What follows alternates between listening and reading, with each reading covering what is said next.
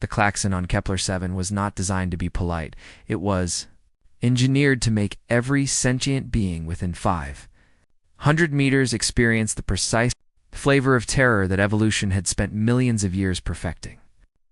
When it went off that morning, 412 researchers, technicians, and Marines simultaneously remembered why they had chosen careers in deep space instead of, say, retirement. Red strobes painted the corridors blood-colored. Blast doors slammed like guillotines. Every screen flashed the same 3 words in 17 languages. Containment breach. Sector 9 Apex Predator Class She, evacuate immediately. Commander Zixthar for eyes. Zero Chill felt all 4 pupils dilate until only a thin ring of violet remained. The Vexeron is loose, he broadcast, voice cracking only slightly. I repeat, the Vexeron has escaped containment. On every deck, the reaction was identical. Pure liquid panic, the Vexeron. Creature that had eaten its way through 3 quarantine zones. A Harbinger, kill team, and the entire crew of the battlecruiser Asterisk indomitable in under 9 minutes. A living weapon with obsidian scales, monomolecular claws. Venom that could shut down a nervous system the size of a whale. And an intelligence that made Super A's look like particularly clever rocks. It had simply walked through a Class 15 null field as though the laws of physics had filed a complaint and been ignored somewhere in the chaos. Dr. Calera ate legs. Zero dignity left, tripped over her own limbs trying to reach an escape pod. A Cranthian Marine dropped his plasma cannon and prayed to 17 different gods. A junior technician wet himself in 3 separate pant legs, and in the human residential ring. 3 decks down and completely soundproofed against alarms. Leo Martinez was elbow deep in a faulty power conduit. Singing an old Earth song about a yellow submarine, he had been on Kepler-7 exactly 43 days. Humanity's first batch of exchange personnel. Officially, an engineer 3rd class. Unofficially, the guy who could make the coffee machine produce something that didn't taste like boiled regret. The door to the maintenance corridor burst open. Lisa Chen, xenobiologist, caffeine addict, and Leo's only human friend on the station, skidded in. Hair escaping her bun, like it was trying to flee the station too. Leo. Lockdown, Class X. I Predator loose. We have to. Leo pulled his head out of the panel, grease on his cheek, blinking. Wait, the big lizard cat thing? It's out. Yes, move. Leo glanced at the conduit, shrugged, and wiped his hands on his jumpsuit. Okay, but I'm starving. Safe room has those awful nutrient bricks. I'm making coffee first. Lisa stared at him like he'd suggested juggling antimatter. You are clinically insane, probably. Come on, 2 minutes. Against every survival instinct drilled into her by 4 PhDs, Lisa followed.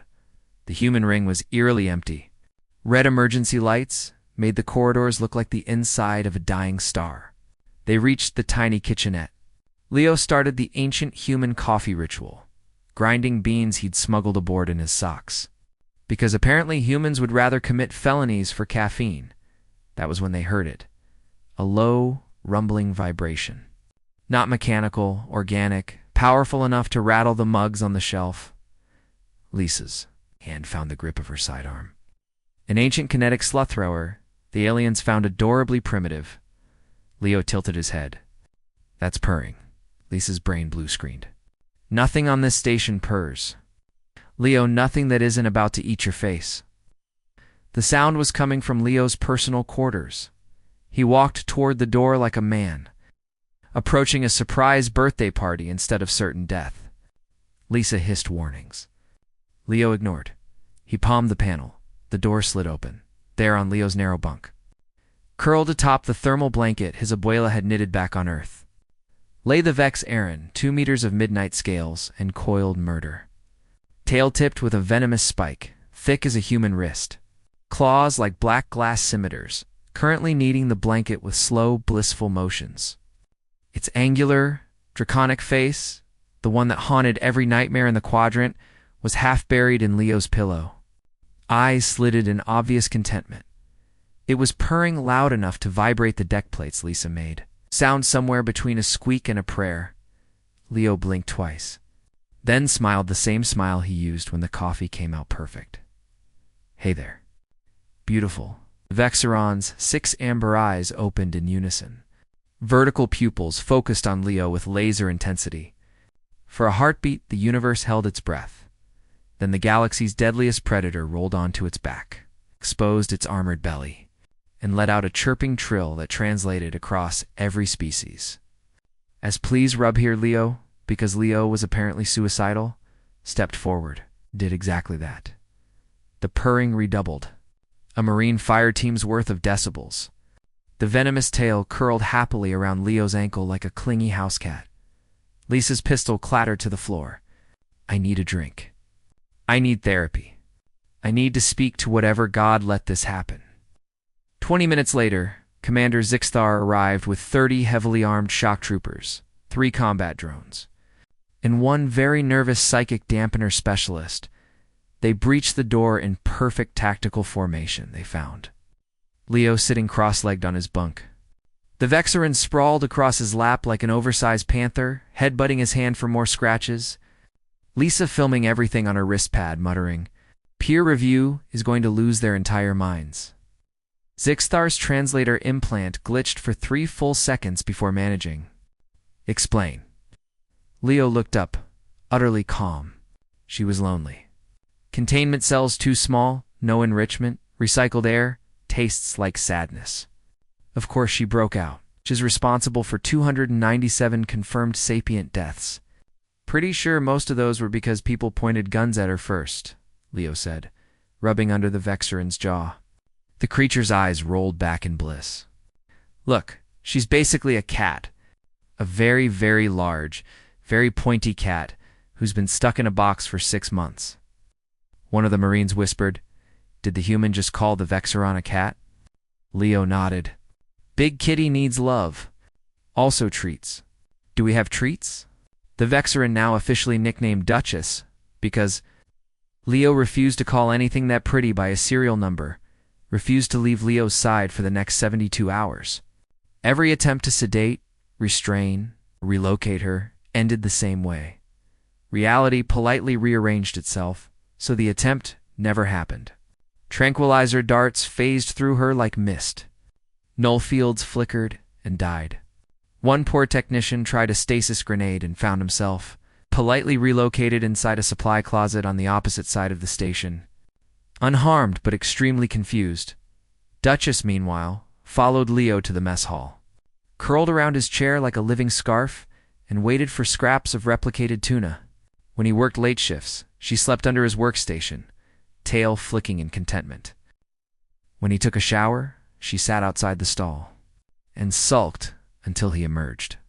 The science team watched in academic horror as the most dangerous creature in known space became a 108 kilo lap pet. Dr. Kelleros. Official report later leaked and memmed. Across the galactic net contained the sentence that redefined humanity's place in the cosmos. Conclusion: humans are not harmless. Humans are the galaxy's apex predator whisperers. Recommend immediate diplomatic reassessment. Within 6 months, Duchess had her own diplomatic passport species Vexeran name. HRH, Duchess Martinez Chen. Occupation: emotional support apex predator. She attended Galactic. Council sessions draped across Leo's shoulders like a living cape of nightmares. Purring loud enough to disrupt translation software, ambassadors who had once voted to glass Earth on first contact now brought her freeze-dried krill treats. Leo, promoted to ambassadorial companion, non-replaceable with hazard pay that made admirals weep, still spent most evenings in the station's kitchenette perfecting new recipes. Duchess's favorite was chili lime shrimp. Sometimes, late at night, Leo would sit on the observation deck watching the stars. Duchess's massive head in his lap, claws carefully sheathed, venom glands dormant. "You know," he said once, scratching behind her auditory ridges, "back home we've got a saying. Every cat is a killer until you give them a box and some treats. Guess it works on galactic murder machines, too." Duchess rumbled agreement and flipped over for belly rubs. Across the galaxy, military planners rewrote contingency plans. Xenobiologists rewrote textbooks. And every station, ship, and colony suddenly found itself with a new priority requisition. Send us a human, preferably one who can cook. Because the deadliest creature in the universe had decided that the most dangerous place in all of existence was anywhere that didn't have Leo's lap available.